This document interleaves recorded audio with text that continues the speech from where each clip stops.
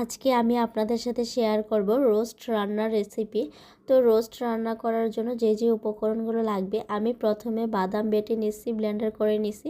ওইটা আর আমি ভিডিও করা হয় নাই। তো এখানে আমি মাংসের মধ্যে প্রথমে লবণ আর একটু হলুদের গুঁড়া নিয়ে ভালোভাবে মাখিয়ে নিচ্ছি। তো এই যে দেখেন আমি কিভাবে মাখাচ্ছি। তো এইভাবে মেখে নেবেন। তারপর আমি কড়াইতে তেল গরম দিছি, দিয়ে তারপর মাংসটা ভালোভাবে ভেজে নিছি। তো রোস্টের মধ্যে মাংসটা ভেজে নিলে আমার কাছে মনে হয় একটু ভালো লাগে। তো তারপর আমি রোস্ট যেই পাতিলে রান্না করব ওই পাতিলে তেল দিয়ে দিছি পরিমাণ মতো। তারপর পেঁয়াজ কুচি দিয়ে দিছি। তারপর আমি দিয়ে দিলাম এলাচি, দারচিনি, তেজপাতা, লবঙ্গ দিয়ে দিছি। এখন আমি বাদাম বাটাটাও সাথে দিয়ে দিছি। তো বাদাম বাটাটা সাথে দিয়ে আমি ভালোভাবে নাড়াচাড়া দিয়ে দিছি। মশলাটা যখন কষানো হয়ে গেছে দেখেন, তখন কিন্তু একটু সামান্য পরিমাণে তেল বের হয়ে আসছে মশলা থেকে। এখন আমি বাকি মশলাগুলো দিয়ে দিব। প্রথমে আমি রসুন বাটা দিয়ে দিছি, তারপর আমি আদা বাটা দিয়ে দিছি, তারপর আমি মরিচের গুঁড়া দিয়ে দিলাম। তো এই যে মরিচের গুঁড়া দিয়ে ভালোভাবে নাড়াচাড়া করে দিলাম।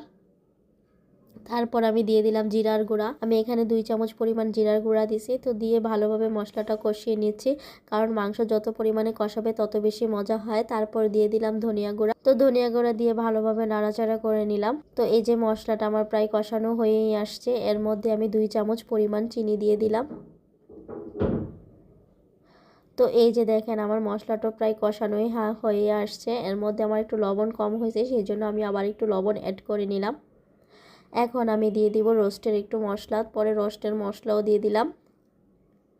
তো রোস্টের মশলা যখন দেওয়া হয়ে গেছে, এখানে আমি একটু গরুর দুধ দিয়ে দিলাম সাথে। তো গরুর দুধ দেওয়ার পর মাশাআল্লাহ কালারটা অনেক বেশি সুন্দর আসছে। এখন আমি দিয়ে দিলাম টমেটো সস একটু, আর সাথে দিয়ে দিলাম একটু বিট লবণ। তো দেওয়া হয়ে গেছে। এখন আমি সব রোস্টগুলো দিয়ে দিব। তো রোস্টগুলো সবগুলো আমার দেওয়া হয়ে গেছে। এখন আমি ভালোভাবে নাড়াচাড়া দিয়ে মশলাটা আর রোস্ট একসাথে কষাইয়ে নিব। তারপর আমি সামান্য পরিমাণে একটু পানি দিয়ে দিছি, দিয়ে ঢাকনা দিয়ে ঢেকে রাখছিলাম। তো এই যে দেখেন আমার কালারটা অনেক বেশি সুন্দর আসছে। এর মধ্যে আমি দিয়ে দিলাম গোলাপ জল আর দিয়ে দিলাম ঘি। তো ঘি দিয়ে ভালোভাবে নাড়াচাড়া দিয়ে দিছি। তো এই হচ্ছে আমার রোস্টের ফাইনাল লুক। তো আমি কিন্তু এত ভালো রান্না করতে পারি না, যতটুকুই পারি ততটুকুই আপনাদের সাথে শেয়ার করি। সবাই ভালো থাকবেন, সুস্থ থাকবেন। আল্লাহ হাফিজ।